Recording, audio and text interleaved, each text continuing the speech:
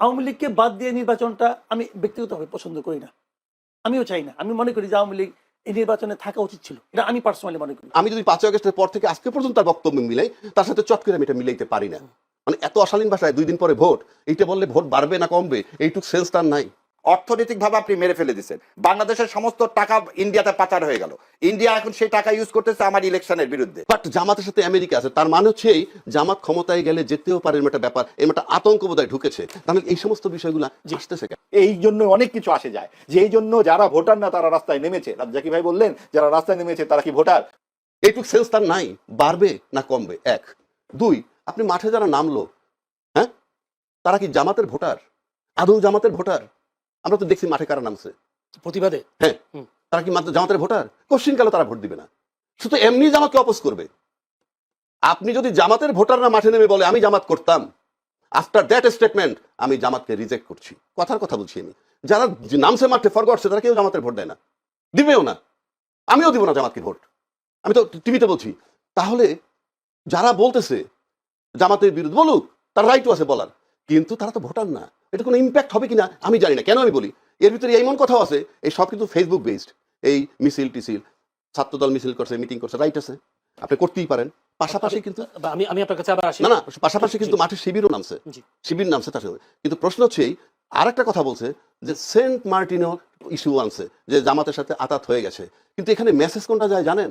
Saint Martin ইস্যুটা আমার কাছে ইম্পর্টেন্ট না, বাট জামাতের সাথে আমেরিকা আছে, তার মানে হচ্ছে এই জামাত ক্ষমতায় গেলে যেতেও পারে, এরকম একটা ব্যাপার, এরকম একটা আতঙ্ক বোধহয় ঢুকেছে। তাহলে এই সমস্ত বিষয়গুলো আসতেছে কেন? যদি বিএনপি আর জামাত একসাথে থাকতো, আওয়ামী লীগ থাকলে তখন কিন্তু খুব স্বাভাবিক হতো, এবং তখন আর এই নারী প্রসঙ্গও আসতো না, এত অধ্যত্বের সঙ্গে গালিগালাজের প্রসঙ্গ আসতো না, ঠোঁট ছিঁড়ে ফেলবো, জিপ ছিঁড়ে ফেলবো ইত্যাদি আসতো না। তো ঠোঁট জিপ ছেঁড়া হচ্ছে কখন? রাজ্জাকি ভাই যখন বললেন জামাত বানাইলেই কি না বানাইলেই কি, কারণ এটা তো ভোটের ব্যাপার ইত্যাদি, বানাইলেই কি বা না বানাইলেই কি, অনেক কিছুই কি, কারণ এটা হচ্ছে সাম্প্রদায়িক রাজনীতি, ধর্মভিত্তিক রাজনীতি একটা দেশকে পেছনের দিকে নিয়ে যায়। ভাই আমার আল্লাহ তো আমার, আপনার আল্লাহ তো আপনার, ব্যক্তিগত বিশ্বাস ভালোবাসার জায়গা, তার সাথে কি আপনার দেনা পাওনা, হাসরের ময়দানে কি হবে না হবে সেটা তো আপনার আর তার। আমরা কি এই রাষ্ট্রের কাছে বেহেশত চাই? আমরা কি কোন কোন অনন্ত সুখের প্রত্যাশা করি নাকি রাষ্ট্রের কাছে? আমরা চাই এখানে গণতন্ত্র, বাক স্বাধীনতা, মৌলিক কিছু অধিকার, ভাত কাপড়ের একটা ন্যূনতম চাহিদা। আমরা কি ওই বেহেশতে গিয়ে ভাত কাপড় চাইবো নাকি? ওখানে তো অডেল এমনিই থাকবে। কাজে এই যে জাগতিক যে বিষয়গুলো, ইহজাগতিকতা, এটাই হচ্ছে একটি প্রগতিশীল রাষ্ট্রের মূল জায়গা। সেই জায়গাটাই নষ্ট করে ফেলছে এই সমস্ত ধর্মভিত্তিক রাজনৈতিক দল। এই জন্য অনেক কিছু আসে যায়, যে এই জন্য যারা ভোটার না তারা রাস্তায় নেমেছে। রাজ্জাকি ভাই বললেন যারা রাস্তায় নেমেছে তারা কি ভোটার? ভোটার নয় কেন? ভোটাররা ভোট দেবে না, কিন্তু আমি বলছি জামাতের ভোটার নয় তারা। জামাতের ভোটার নয় দেখে তো তারা নামবে, তার জন্যই তো নামতে হবে, কারণ জামাতের ভোট তো নাই আসলে। তাদের এই পর্যন্ত 18টি আসন তারা পেয়েছে, তারা এত বড় গলায় কথা বলে কি করে? যদি মাহবুব আজিজ ভাইয়ের কথায় যদি বলি, এভাবে 5 আগস্টের পর ইতিহাস বিকৃত হচ্ছে, অন্ধকারে নিমজ্জিত করার একটা চেষ্টা চালানো হচ্ছে। যদি মির্জা ফখরুল আজকেও বলেছেন যে জামাত ইসলামী বাংলাদেশকে সামনে এগোতে দিতে চায় না, তারা দেশটাকে আফগানিস্তান বানাতে চায়, তার মানে জামায়াতের প্রতি দোষটা দিচ্ছে। আমার কাছে না খুব বিরক্ত লাগে বিষয়গুলো আলাপ করতে। আমি কেন এই আলাপগুলো করবো? আপনার মানে আমরা এখানে বসছি মনে শুধু জামাত নিয়েই আলাপ করতেছি। বিএনপি নিয়ে তো অনেক কিছু বলেন। না বলতেছি কেন মনে হয় জানেন, গত 16 বছর যে আওয়ামী লীগ ক্ষমতায় ছিল না, অফিসিয়ালি কিন্তু তার বিরোধী দল ছিল জাতীয় পার্টি, কিন্তু চলনে বলনে কহনে শুধুই ছিল বিএনপি। অর্থাৎ বিএনপির 16টা বছর আওয়ামী লীগই টিকায় রাখছে আলোচনা করে, জাতীয় পার্টি কিন্তু টিকে নাই, জাতীয় পার্টি কিন্তু বিরোধী দল। আমার কাছে আজকেও মনে হইতেছে যে আমরাই বোধহয় খালি জামাতকে টিকায় রাখতেছি, মানে এই জামাত নিয়ে আলাপ করতে। কন্যার সাথে দেখা নাই বিয়া শুক্রবার, উনি ধাপে ধাপে করবেন, এখন তো নির্বাচন হয় নাই, জীবনে এখন পর্যন্ত ক্ষমতায় আসে নাই, আসলে কি জগৎ মেনে নিবে? প্রশ্নই ওঠে না। যদি না মেনে নেয় আমরা আননেসেসারি টাইমটা নষ্ট করতেছি। কেন করতেছি বললাম কথাটা, বাংলাদেশে মুক্তিযুদ্ধের পক্ষের শক্তি হিসাবে কিন্তু সবচেয়ে বেশি সুপরিচিত আওয়ামী লীগ, এবং এইটার ধারক বাহক তারা যেভাবে ব্যবহার করছে। কিন্তু আমরা দেখছি 2001 সালে যখন নির্বাচন হইল, তখন 96 থেকে 2001 কেয়ারটেকার অধীনে নির্বাচন হচ্ছে, তখন কিন্তু একটা জোট হয়েছিল। জোটটা কি? বিএনপি আর জামাত মিলে একটা জোট, যেখানে তারা 18টা সিট পেয়েছে, মন্ত্রী হয়েছিল। এই যে বিএনপি এবং জামাত, জামাত কে? স্বাধীনতার বিপক্ষ শক্তি, রাজাকার ইত্যাদি ইত্যাদি। তার সাথে যারা জোট করলো, জোট করে পরাজিত করলো কাকে? মুক্তিযুদ্ধের পক্ষের শক্তিকে। এটা কি ইতিহাস? এটা কি? আপনি মুক্তিযুদ্ধের পক্ষের শক্তিকে তাড়িয়ে দিচ্ছি আমরা, রাজাকারের সাথে জোট গঠন করে মুক্তিযুদ্ধ, এটা একটা ন্যারেটিভ বয়ান মাত্র, আর কিচ্ছু না, ক্ষমতায় যাওয়া। তাহলে মুক্তিযুদ্ধের চেতনার শক্তি যে তার বিরুদ্ধে যখন রাজাকারকে নিয়ে জোট করে, সেইটা এই দেশে আমরা ছিলাম না? কি কথা হয়েছে? কিছুই হয় নাই। তো দিস ইজ দ্য সিনারিও। আপনি খালি বললে তো হবে না, আপনি বরং আমরা 53 বছর যাবৎ যুদ্ধের চেতনা লালন করতেছি। মুক্তিযুদ্ধের ইতিহাস কার বাপের ক্ষমতা আছে এটা বাদ দেয়? আপনি যদি সম্পূর্ণ রাষ্ট্র বিরোধী একটা লোকেরও বলেন যে ভাই তুমি মুক্তিযুদ্ধের ইতিহাসটা লেখো বাংলাদেশের, তার কি ক্ষমতা আছে 71কে বাদ দেওয়ার? এটা কোন ধরনের ন্যারেটিভ যে আমরা মুক্তিযুদ্ধ থেকে বাদ দিয়ে দিচ্ছি?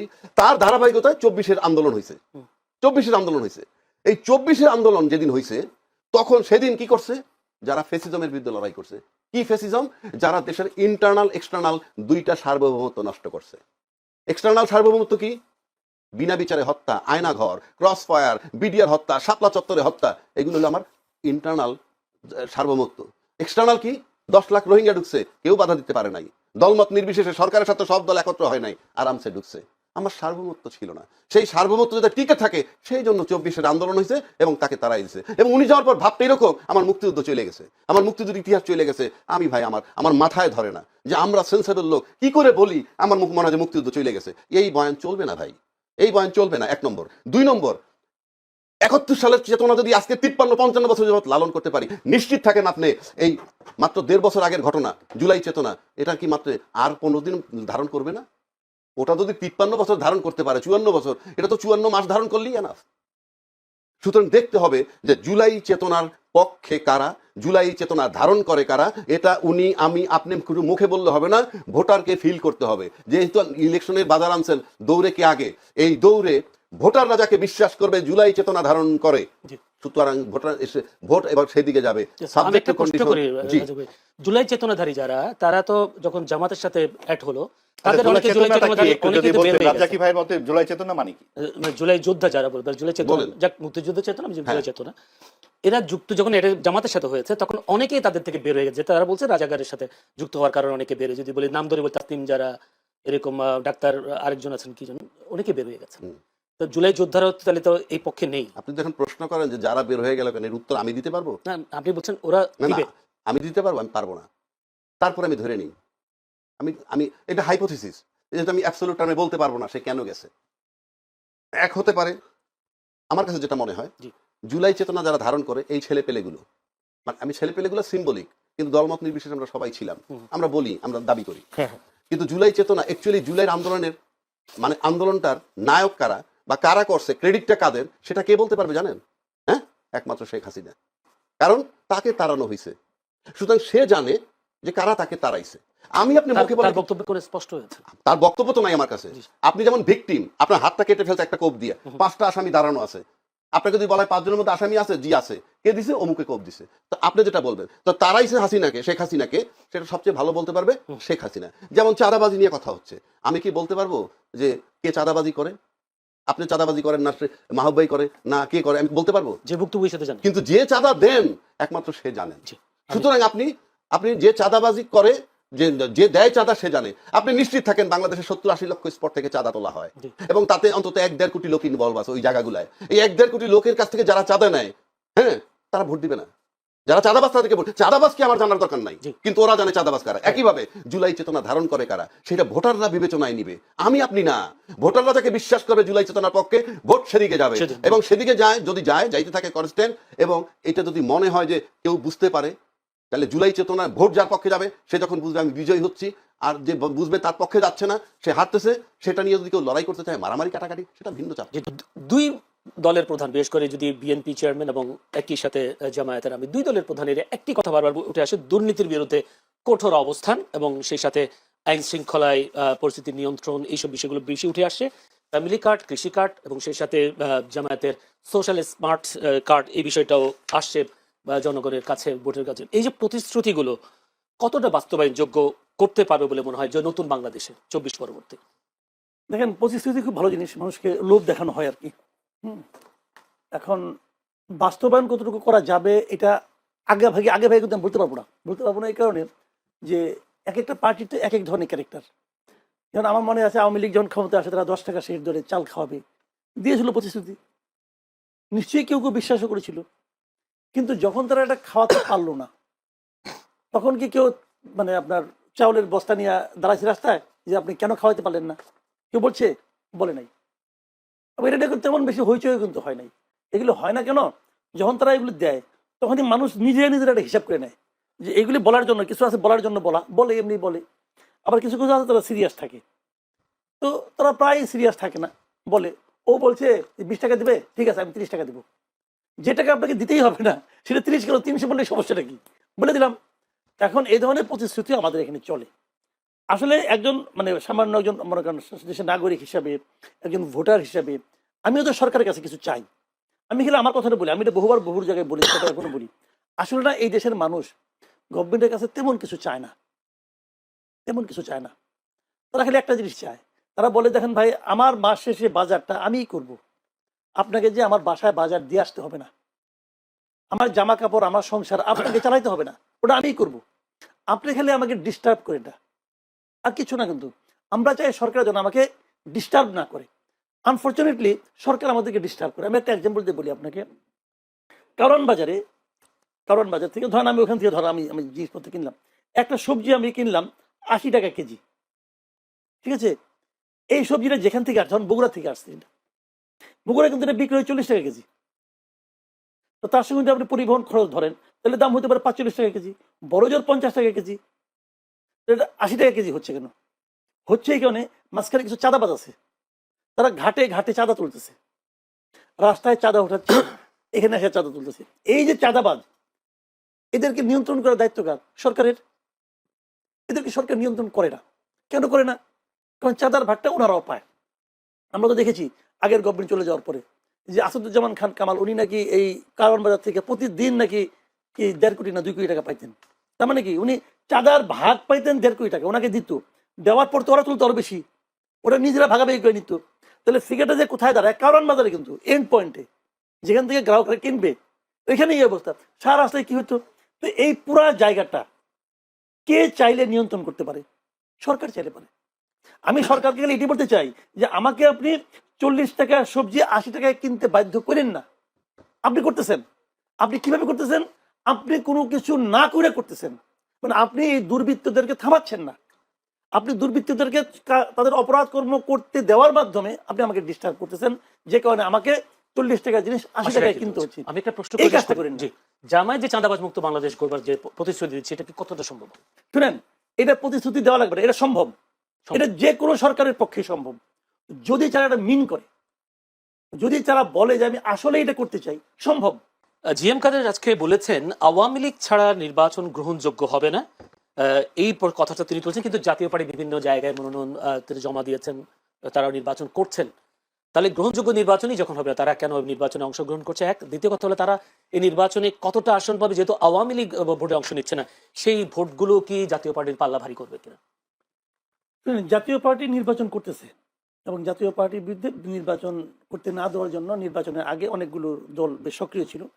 তার মধ্যে গণ অধিকার পরিষদ ছিল, জামাত ইসলামও ছিল। তারা বারবার বলেছে জাতীয় পার্টিকে যেন নির্বাচন করতে না দেওয়া হয়। জাতীয় পার্টি নির্বাচন করতেছে, কিন্তু তারা খুব বেশি একটা যে আলোচনায় আছে, বড় বড় মিটিং করছে, সেরকম আমি অতটা দেখছি না, তাদের গণসংযোগ অত বেশি দেখছি না।